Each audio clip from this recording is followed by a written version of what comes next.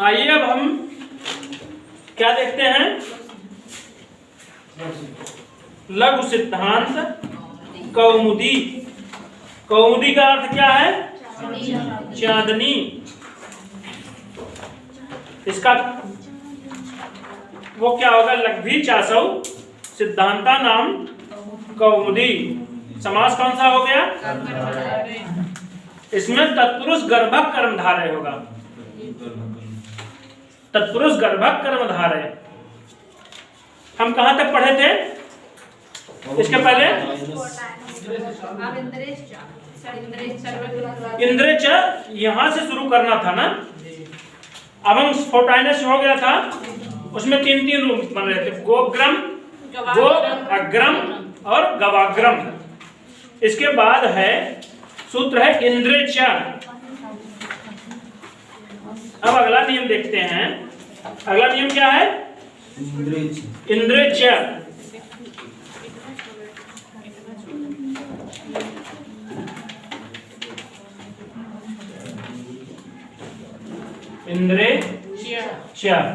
नियम क्या? सूत्र क्या है? 6-1-124। अब यहाँ एक चीज दिमाग में आ जानी चाहिए थी, 124 यानी कि 6-1-111 से पार चला गया। एक पूर्व प्रयोग वाला मामला खत्म। अब देखिए कहता है क्या? इंद्रिय में कौन सी विभक्ति है? अच्छा माने क्या? और कुछ पता ही नहीं है। इसके पहले कौन सा सूत्र था? अवंग स्फोटायनस्य से अवंग की अनुवृत्ति आ जाती है। इंद्रेच अवंग, यानी इधर कोई इंद्र शब्द रहे तो क्या हो जाए? इसके पहले वाले के स्थान पर अवंग।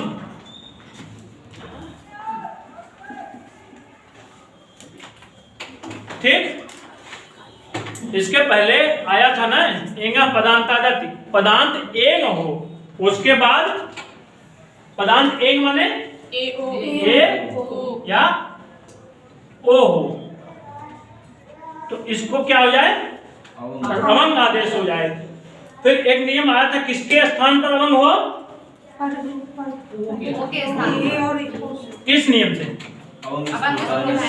अवंग स्फोटाइनस तो कहता है कि अवंग आदेश हो जाए ऐसा, लेकिन ये कहता किसके स्थान पर है। इसके लिए दो नियम आए थे ना, परिभाषा सूत्र जो थे, अनेकालसित सर्वस्य ङिच्च। अनेकाल क्या कहता था? यानी कि जो आदेश होवे अनेक अल वाला हो, यानी कि एक से अधिक स्वर या व्यंजन उसमें हुए। तो यहाँ एक से अधिक स्वर व्यंजन अवंग में है। फिर उसके बाद दूसरा क्या था? ङिच्च। अगर नकार की संज्ञा होवे तो यहाँ नकार की संज्ञा है, अवंग में नकार है, हलंत्यम से इसकी संज्ञा तस्लोप से लोप हो जाएगा। हलंत्यम कहता क्या था? उपदेशे अंत्यम हल इत स्यात्। उपदेश अवस्था में अंतिम व्यंजन की संज्ञा हो जाए। उपदेश किसको कहते थे?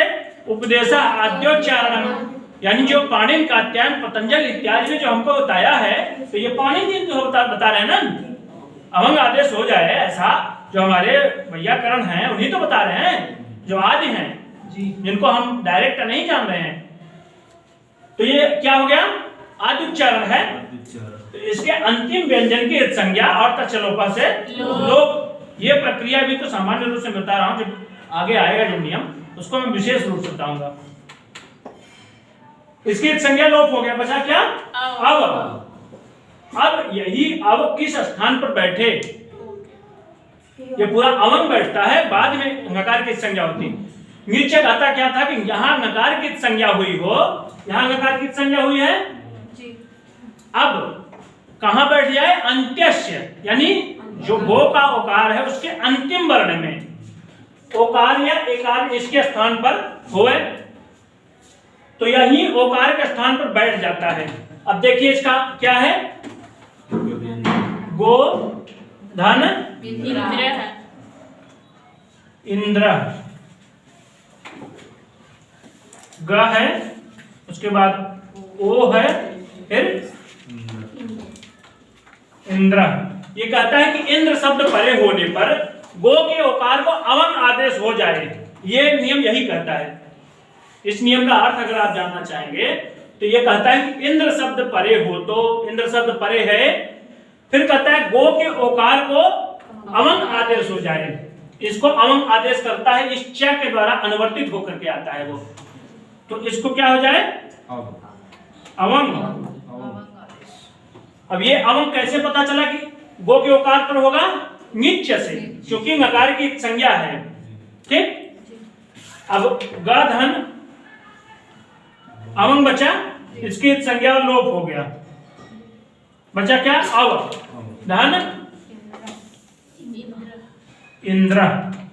इसको जोड़िए पहले यहां तक, ग और अब पूरा हो गया गव धन इंद्र। अब वहां कहा गया था कि अवर्णात अच परे, अवर्ण रहेगा कार को उत्तरवर्ती आकार में, फिर कहते हैं कि अच परे, बाद में कोई स्वर हो तो क्या हो जाए? कहां हो जाए? किसके स्थान पर? पूर्व प्रयोग, यानी इसके भी स्थान पर क्या हो जाए? गुण। गुण संज्ञक वर्ण कौन कौन से हैं? आ ए ओ, आ ए। ये थोड़ा सा मैं बता दे रहा हूं फिर दोबारा से, क्योंकि कई लोग नए भी हैं। अकार का उच्चारण स्थान क्या है? कंठ। इकार का ताल, यानी कि इन तीनों में से जो कंठ ताल वाला स्थान में होगा वही आएगा। इसका क्या है? नाम कंठ, इचु ऐसा नाम तालु, इचु ऐसा नाम केवल तालु है। ए दैतो हो कंठ ताल, ओ दैतो हो कंठ, तो यानी कि ए दैतो हो कंठ ताल भी मिल रहा है दोनों, तो यानी कंठ तालु स्थानी वाला जो आदेश होगा वो इन दोनों के स्थान पर हो जाएगा। तो क्या हो जाएगा? ग वे, फिर ये डायरेक्ट जुड़ जाएगा गवेंद्र। क्लियर? कोई सस्पेंस डाउट? सस्पेंस डाउट सब दूर हो गए? यहां तक कोई दिक्कत? आगे बढ़े। अगला नियम क्या है कि दूरात धूते च। यहां तक हम क्या था? स्वर कितने हैं? ह्रस्व, दीर्घ, प्लुत, इन सबको पढ़ चुके। बच क्या रहा है? प्लुत। अब प्लुत की बारी आती है।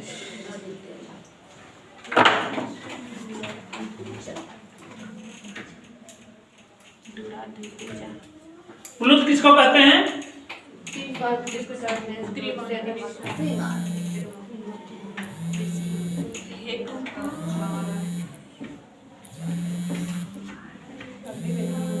अच्छा एक चीज बताइए आप लोग, मैं समझता हूँ यहाँ जितने भी लोग होंगे सब गांव से ही होंगे। कभी कभी का ऐसा हुआ होगा, ऐसा नहीं है कि नहीं हुआ होगा। गेहूं जब बोया जाता है, गेहूं जब खूब बड़ा हो जाता है, अरे मतलब जो बड़ा हो जाता है, मेरे कहने का तात्पर्य है, चलिए सरसों लीजिए, सरसों बड़ी बड़ी हो जाती है ना।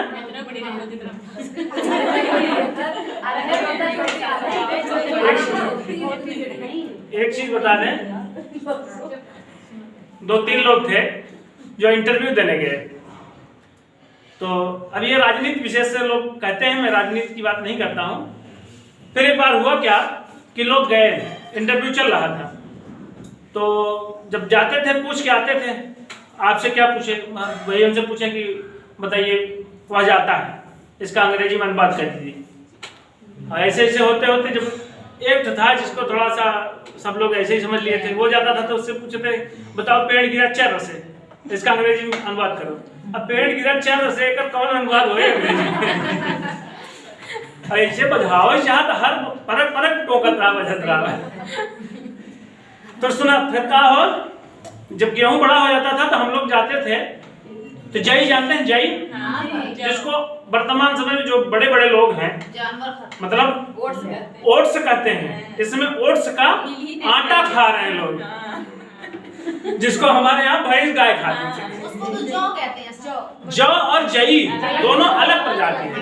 जई से लंबी होती है जई जई थोड़ी सी लंबी होती थी, वो उसमें जो पूर्ण होता था वो ऊपर से थोड़ा सा बड़ा सा निकला होता था। हम लोग जब गेहूं काटते थे उस समय उसको जब ऐसे पानी में गिरा के उसमें ऐसे खड़े कर देते तो वो घड़ी की तरह नाचती थी। क्या लेना? और सुनिए, जौ जो होता है वो भी जई की ही प्रजाति का है, लेकिन वो थोड़ा सा छोटा होता है और मोटा होता है, गेहूं की तरह होता है। उसका भी छिलका निकल जाता है, अंदर गेहूं तरह रहता है। तो ओट्स बनता है उसका। ओट्स बनता है जई का। भाई मैं यही जानता हूँ ओट्स माने जई होता है, जौ नहीं है। अंग्रेजी में जौ को बार्ली कहते हैं। सत्तू भी बनता है जौ का। हाँ, जौ का सत्तू बनता है, मैं खाया हूँ, हम लोग खाए हैं। जौ को बार्ली कहते हैं, अंग्रेजी भाषा में उसको बार्ली कहते हैं। गेहूं को व्हीट, जौ को बार्ली और जई को ओट्स। ओट्स मिल यानी कि ओट्स जई का आटा खा रहे हैं इसमें। तो जई जब खेतों में हो जाती थी तो माता जी वगैरह जब घाटी रहती थी, हम लोग जाते नहीं थे तो दूर से बुलाते थे, कहाँ गेहूं माने नहीं दिख रहा है, तो दूर से बुलाते थे ना, मम्मी। हम लोगों के यहाँ जैसे जो होता है उसको कूट के ना बनवाया जाता था, उसी से भी ओट्स बनवाया जाता है, उससे भी दूध में भिगो के खा। हाँ, हो सकता है, बन सकता है, मतलब खीर के टाइम पर। मैं यहाँ जो बताना चाह रहा हूँ, हम लोग जब जाते हैं बुलाते हैं ना, मान लीजिए नहीं दिख रही तो मम्मी खूब जोर से नहीं बुलाते, तो वो क्या हो गया? लुप्त हो गया वो। जब मम्मी ज्यादा दूर तक मी करते रह गए तब वो प्लुत हो गया। उसी चीज का प्रयोग यहाँ आगे बताएंगे, ठीक है? दूरात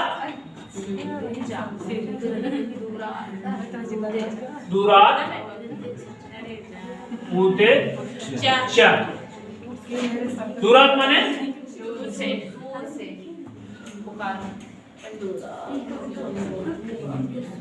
दूरात माने दूर से, भूते माने बुलाने पर फिर क्या हो जाए? कहते हैं कि दूरात संबोधने वाक्यस्य टेह प्लुतो वा। दूरात दूर से बुलाए जाने पर, संबोधने माने बुलाए जाने पर, वाक्य माने वाक्य के जो टी है, टेह टी के स्थान पर क्या हो जाए? प्लुत हो जाए। अब जैसे मान लीजिए एक वाक्य है, उसमें क्या उदाहरण है? उदाहरण क्या है? आगच्छ कृष्ण, आगच्छ कृष्ण अत्र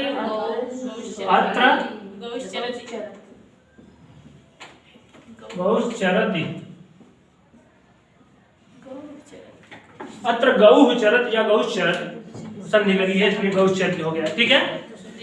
इसमें कहा कि आगच्छ कृष्ण, हे कृष्ण यहाँ। अच्छा, मान लीजिए जो दूर है उसको बुलाएंगे तो कैसे सुनेगा?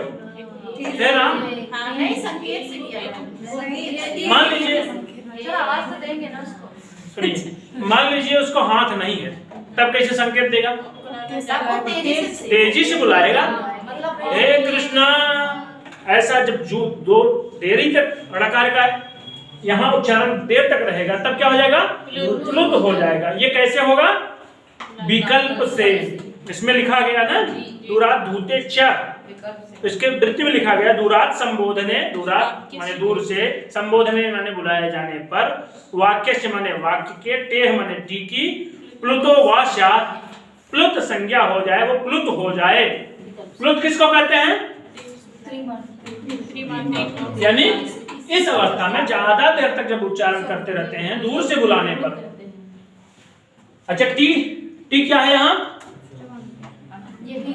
यहाँ प्लुत तो इसी की हो रही है ना, क्यों? क्योंकि इसी पर ज्यादा जोर दिया जा रहा है ना, तो इसलिए क्री श इसमें टी क्या है? यानी अंतिम स्वर या व्यंजन की इत संज्ञा। मैंने बताया था जैसे लास्ट से जब हम शुरू करेंगे उसके पहले जहां स्वर मिल जाएगा उसके सहित पूरे व्यंजन समुदाय सहित पूरे की टी संज्ञा होगी। यानी इसकी क्या हो गई? टी संज्ञा हो गई। क्लियर है? अब आगे चलिए, फिर यहां लिखा है ए ही देवदत्त, ए ही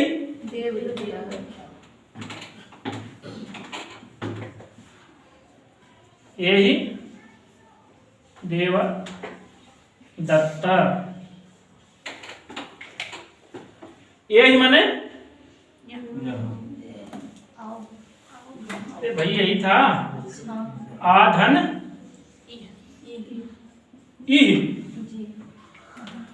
आ ई बनकर ए हो गया, ए ही माने जाओ, अरे आओ, जैसे गच्छत माने जाओ, आगच्छ माने आओ, वैसे ई माने जाओ, ए ही माने आओ। भूल जा रहे हैं आप लोग, इसको मैं कई बार बताया था। चलिए फिर कहते हैं कि ए ही देवदत्ता सक्तून पिबा, इसमें दिया है कि नहीं दिया है? उसमें क्या दिया गया? बस यही समझिए, ये जो है इसकी कौन सी संज्ञा हो जाएगी? प्लुत संज्ञा हो जाएगी।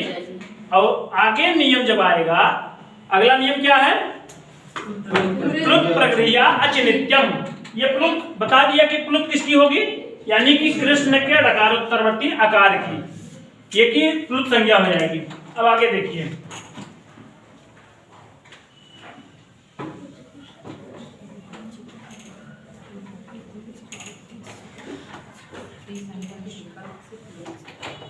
प्लुत प्रक्रिया अचिनित्यम, प्लुत प्रक्रिया अचिनित्यम। इसमें है प्रक्रिया माने कौन सी विभक्ति है? इसको देख लीजिए, सप्तमी एक का है। प्लुत और प्रगेह्य ये इधर हो, फिर क्या हो जाए? अचिनित्यम। नहीं, गलत हो गया। इसमें पहले देखिए लिखा क्या है इसकी वृत्ति में, एते छि प्रकृत्या स्युः, एते अच, यानी प्लुत और प्रगेह्य रहे तो,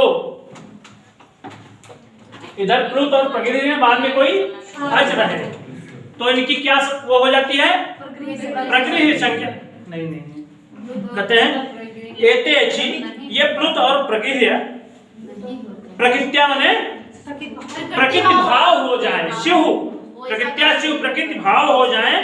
कब? जब बाद में कोई स्वर रहे, यानी प्लुत रहे या प्रगृह्य रहे प्लस अच रहे। अगर ऐसी स्थिति बन रही है तो यहां संधि का अभाव हो जाए। इसके पहले हम बताए थे कौन सा नियम था वो? दूराद्भुतेच्छ से क्या कर रहा था? कौन सी संज्ञा हो रही थी? प्लुत संज्ञा। और वो भी कैसे? विकल्प से। अगर ऐसी स्थिति प्लुत रहे प्रगृह्य रहे इसके बाद कोई अच रहे, दोनों में से कोई एक रहे तो भी हो जाएगा, या कोई एक रहे तब भी हो जाएगा। फिर बाद में अच रहे तो क्या हो जाएगा? प्रकृत भाव। प्रकृत भाव में संधि वहां नहीं रहे, वैसे का वैसे रह जाएगा। फिर वहां था आगच्छ कृष्ण अत्र गौश्च चरति, इसमें यही दिया है जी। आगच्छ कृष्ण अत्र गौश्च चरति, यही है। ये केवल ये दिखाने के लिए लिखा जाता है कि ये प्लुत है, ठीक। इसका मान लीजिए इसको हटा देते हैं तो इधर अक का कोई सवर्णी बाद में है, यानी अ इधर भी है, अका सवर्णे दीर्घ हो जाना चाहिए था, लेकिन कैसे? विकल्प से नहीं होगा। इसकी प्लुत संज्ञा कैसी हुई थी? विकल्प से।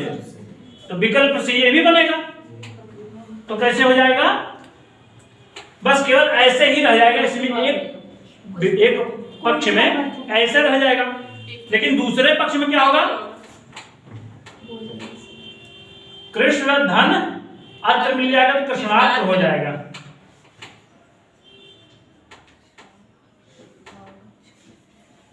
आगच्छ कृष्णात्र गौश्च चरति,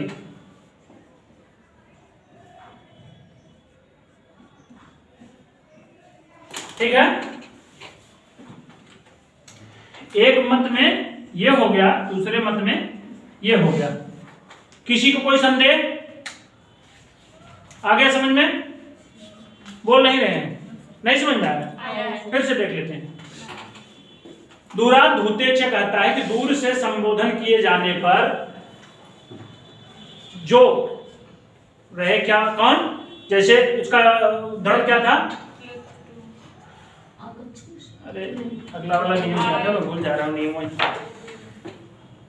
दूरात संबोधन है वाक्य ते है, यानी कि जो वाक्य में टी संज्ञक है उसकी क्या संज्ञा हो जाए? प्लुत हो जाए। और फिर अगला क्या है? प्लुत प्रक्रिया अचिनित्यम। प्लुत हो या प्रगृह्य हो, यानी कि यहाँ क्या है? प्लुत है, बाद में अच है, तो कैसे हो जाए? नित्यम। वाक्य इसके स्थान पर नित्य प्रकृत भाव हो जाए। एक तो ये हो गया। फिर दूसरा कहता क्या है? ये वाला जो अकाशवर्ण दीर्घा था, यहां लग रहा था ना कृष्ण धन अत्र में अकाशवर्ण अक इधर है, अक का आ है, बाद में कोई सवर्ण आ है, तो इसलिए अकाशवर्ण दीर्घा से दूसरा नियम ये हो गया, दूसरा वाक्य ये हो गया और पहला वाक्य ये हो गया। ठीक है? लेकिन सर यहाँ दीर्घ संधि नहीं होगी। क्यों नहीं होगी? क्या दिया? विकल्प से होगा ना। एक पक्ष में जब मान लीजिए कहा गया है प्रकृति भाव जब हो जाए, एक में प्रकृति भाव हुआ है, हाँ? लेकिन यहाँ दे रहा है कि इसमें दीर्घ संधि नहीं होगी। तब क्या है? बुक में देखिए सर। जब प्लुत बनाएंगे तब होगा ना। दीजिए थोड़ा देर। हाँ, सही बात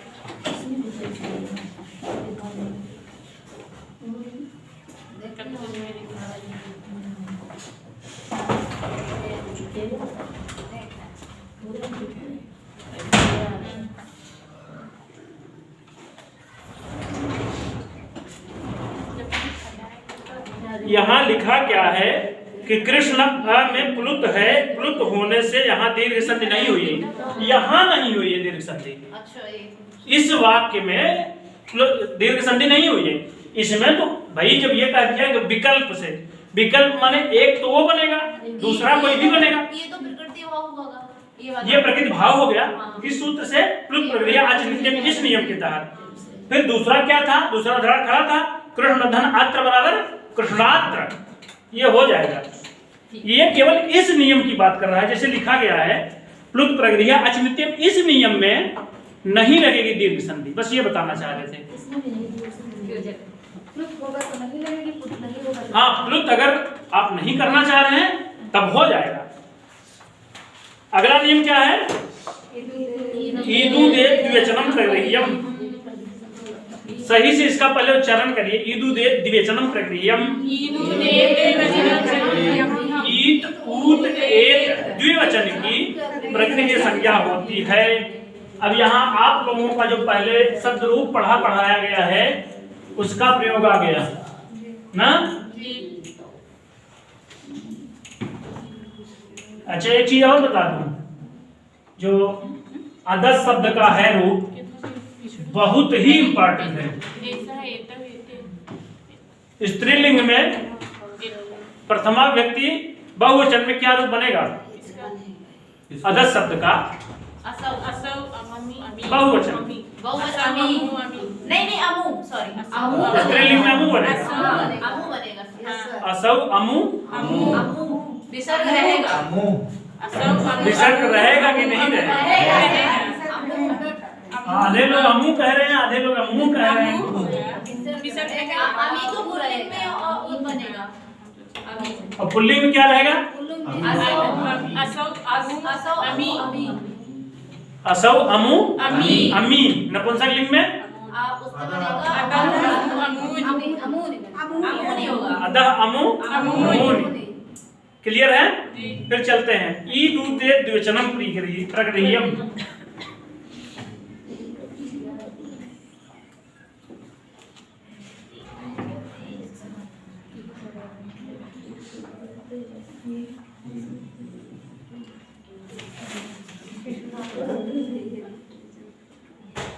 क्या है? ईदु दे द्विवचनम प्रक्रियम। इसको तोड़ दीजिए। ईद ऊत एत, ये कैसे हो? द्विवचन वाले हो, तो इनकी कैसी संज्ञा हो जाए? प्रकृति संज्ञा हो जाए। कहते हैं कि ईत ऊत एत अंतम द्विवचनम प्रकृतियम स्यात्। ईत ऊत एत जिसके अंत में हो ऐसे द्विवचन की कौन सी संज्ञा हो जाए? प्रकृति संज्ञा। अब इसमें देखिए इसका उदाहरण क्या है? हरिधन, हरिधन एतौ। इसके पहले हम लोग पढ़ चुके हैं प्लुत प्रक्रिया च नित्यम, प्लुत को बता चुके हैं। अब प्रकृति को बताएंगे। किसको प्रकृति कहेंगे? ईत ऊत एत की प्रकृति संज्ञा होती द्विवचन में। जैसे किस कैसे रूप चलेगा? हरि हरि हरया, द्विवचन है हरि। और ये ऐसा एतव, एतव माने ये दोनों कौन है? हरि, ये दोनों हरि हैं। क्लियर है? फिर कहते हैं कि ईत ऊत एत, इसमें से है कोई? ये क्या है? ईत है, दीर्घ इकारांत वाला। इसके बाद क्या है? एतव। कौन सा नियम लगना चाहिए था? इकः स्थाने यण स्यात् अच्छी, लेकिन नहीं लगेगा। क्यों नहीं लगेगा? क्योंकि ये नियम बताए हैं कि ईत ऊत एत यदि द्विवचन वाले हों तो इनकी कैसी संज्ञा हो जाए? प्रकृति संज्ञा। प्रकृति संज्ञा क्या है? इसकी हो गई। फिर अगला नियम आता है, कौन सा? अगला नियम कौन सा है? नहीं, जब ये इतनी कंडीशन बन गई तो इसके पहले एक नियम जो अभी पढ़े हैं, प्लुत प्रक्रिया अच नित्यम, तो नित्य प्रकृति भाव हो जाए तो बना क्या रहेगा? हरि एतव। यानी ये दोनों जुड़ नहीं पाएंगे, सामर्थ्य नहीं हो पा रहा। क्यों? क्योंकि ये तो प्रकृति संज्ञक है। अब प्रकृति संज्ञक कई सूत्र हैं, 4 5 6 हैं, उसको हम बता देंगे। निपात एका जनांग, ये करता क्या है? लेकिन लिखा क्या है? निपात। लिखा क्या है? निपात। करता क्या है? संज्ञा प्रकृति संज्ञा करता है। परीक्षा में दे देगा तो सब सोचेंगे कि निपात लिखा लिया और निपात संज्ञा मार दे। हाँ,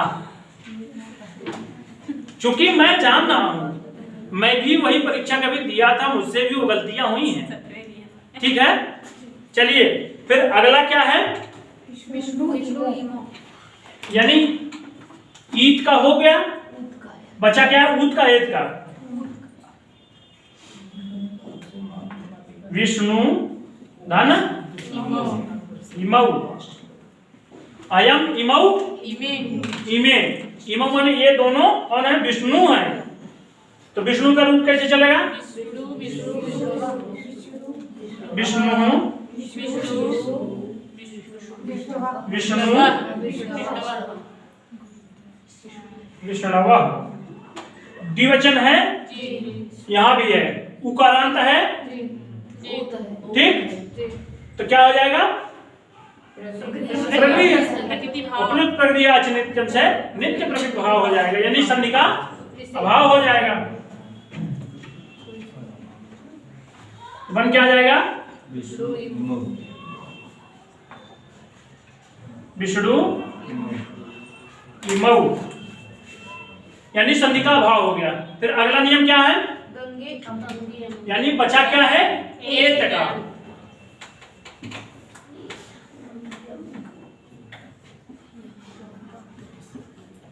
गंगे धन अमू, ये कहाँ का रूप है? स्त्रीलिंग। क्यों? अच्छा, हाँ, गंगा पुल्लिंग होता है। अच्छा, सत्येंद्र सर ने बताया था कि आकारांत पुल्लिंग खोज के बताइएगा। भाई बता दिए कि गंगा शब्द जो है आकारांत है, पुल्लिंग है। गंगा शब्द स्त्रीलिंग है। अच्छा, एक तो पूछा था वहां, कहते हैं कि बाबूराम सक्सेना सही नहीं लिखे हैं, सही नहीं लिखे हैं बेशक, लेकिन उनके नियम को पूछा जाता है हर जगह। राजस्थान में पूछा गया था क्या, गंगा भार्य बनेगा क्या, बताइएगा आप, समाज बनेगा कैसे, गंगा हो जाएगा रूपवती, वहां क्या है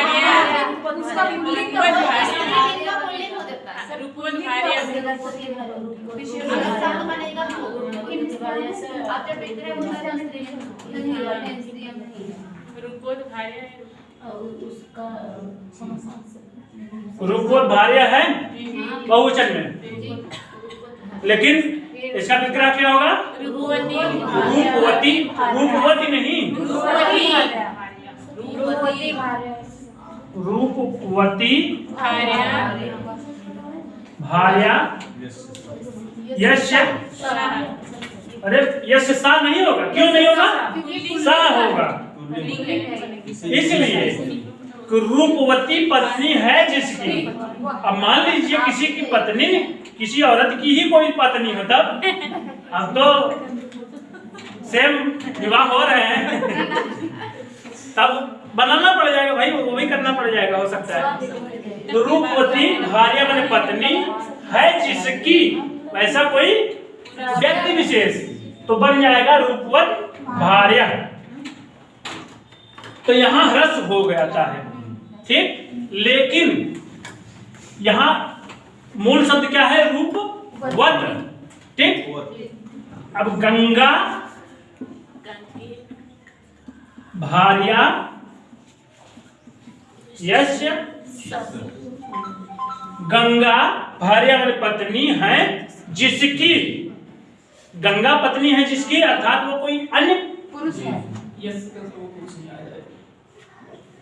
नाम लिख दीजिए।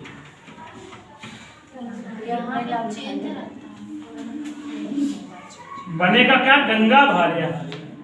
क्यों ह्रस्व नहीं होगा, क्योंकि गंगा तो स्त्रीलिंग है ही है, वो भी आकारांत है, इसलिए ह्रस्व नहीं हुआ। ये गंगा से गंगा नहीं, गंगा नहीं बना, गंगा मूल है, यहाँ रूपवत था, इसका रूपवती बना था। देखिए पूछ लिया गया, लोग कहते हैं बाबूराम सक्सेना केवल टीईटी में है, नहीं सही है बाबूराम। सर उन्होंने सही लिखा, टाइपिंग मिस्टेक है तो कर ली। अब वो तो मान लीजिए, और ये भी जो व्याकरण का नियम कृष्णशास्त्र है, पुरानी टीका जो है उनकी आप देखेंगे तो खुद भ्रमित हो जाएगा, सही लिखा है उसने। और हम तो यही सोचे थे कि हमारे कृष्णशास्त्र और लड़ेंगे केस, देखेंगे।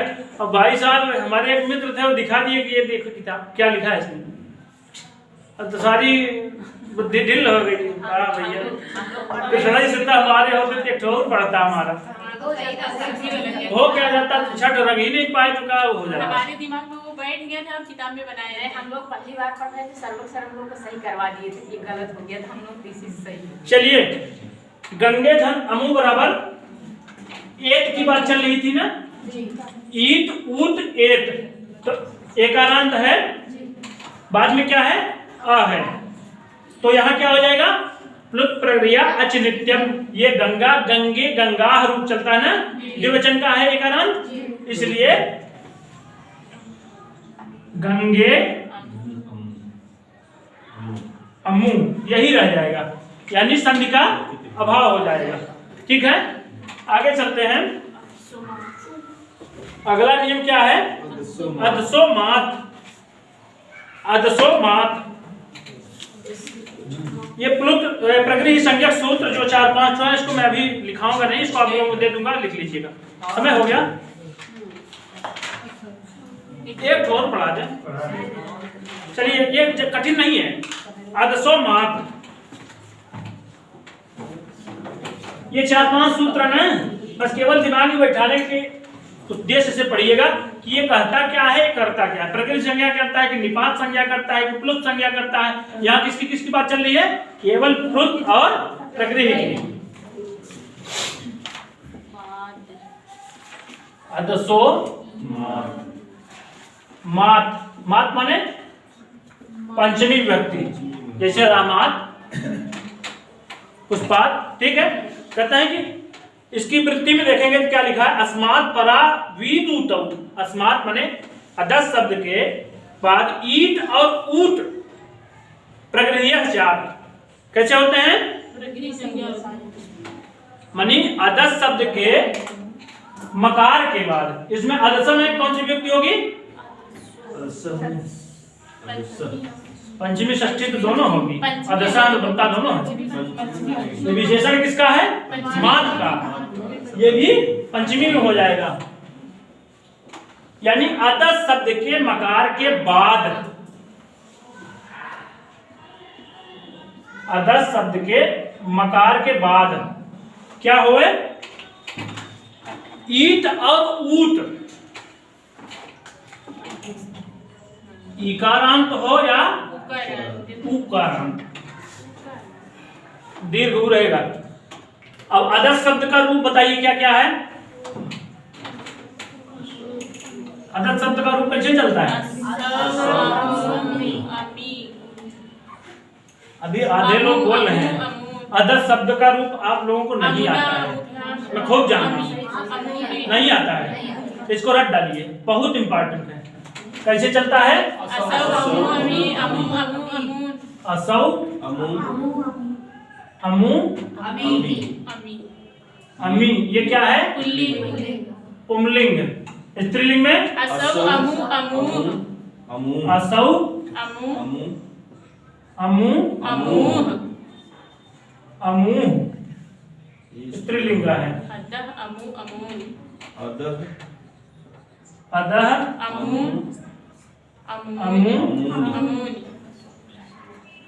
अमूनी। ये हमको भी नहीं याद हो रहा है, पहले हमको याद ही नहीं होता, कोई भी रूप नहीं याद होता था सर्वनाम। ये हम अपनी किताब एकदम जिल्द चढ़ाए थे, उसके एकदम ऊपर ही लिखे, रोज उसको देखते थे, देखते देखते बैठ गए। सबसे ज्यादा समस्या यही होती है, यहाँ यहाँ बनेगा का, और यहाँ भी होता है कभी कभी। पुल्लिंग में क्या रहेगा, स्त्रीलिंग में क्या रहेगा? दोनों में सेम रहेगा। यहाँ नपुंसकलिंग में अच्छा दो का रूप कैसे चलेगा? दो दो हिंदी में लिखे हैं, दो का रूप कैसे चलेगा?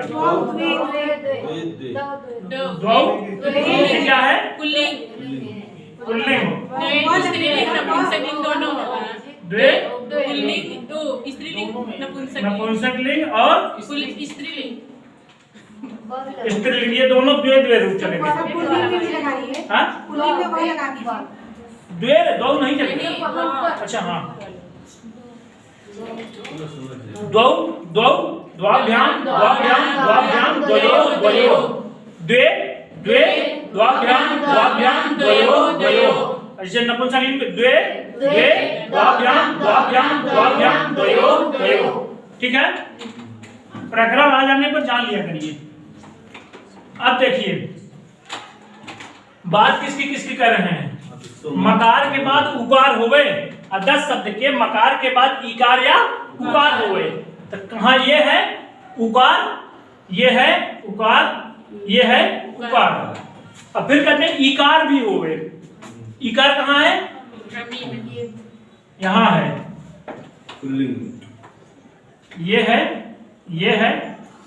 केवल इतने स्थान की बात करेंगे यहाँ, है तो इसके बाद वाले में भी असौ अमू अमी अमू अमू अमून।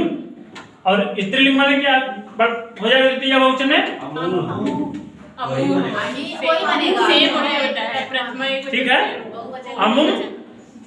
द्वितीय व्यक्ति एक वचन में अमूम होगा, अमूम अमूम अमूम।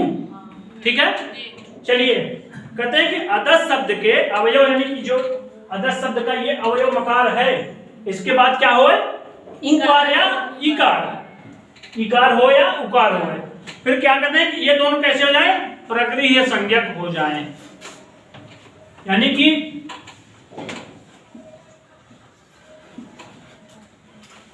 आदर्श शब्द का ये रूप है, ये आप जान रहे हैं। बस केवल ये प्रकृति संज्ञा करता है। तो कैसा सूत्र हो गया? संज्ञा सूत्र हो गया। आप लोग देखते जाया करिए, मैं कभी कभी भूल जाता हूँ कौन सा सूत्र है, लेकिन उच्चारण जरूर कर लिया कीजिए। संज्ञा सूत्र है, परिभाषा सूत्र है, कितने प्रकार के सूत्र हैं? 6 कौन कौन से? इसके लिए कार्य क्या? संज्ञा च, परिभाषा च, विधिर्नियम एव च, अतिदेशोधिकार च, षड्विधम सूत्रम उच्यते। ठीक है, चलिए आज का पाठ यहीं विराम होता है, फिर हम कल देखेंगे इसके आगे। अभी 2-3 संज्ञा सूत्र आएंगे, इसमें चाहे और सत्वे ये निपात संज्ञा करता है, प्रादेय ये निपात संज्ञा करता है, निपात एका जनांग ये कौन सी संज्ञा करता है? प्रकृति संज्ञा करता है। लिखा पहले निपात है, इसलिए निपात मत मार लीजिएगा। ठीक है, ठीक है, धन्यवाद। कह रहे हैं सर अगर ये कुछ दे देगा इसमें अमी ईसा देगा, इसमें अमी किस लिंग होता है? अरे आप नहीं जानना अमी कहाँ बनता है? कहाँ बनता है? गुल्ली पे बनता है। कोई दोनों बनता है।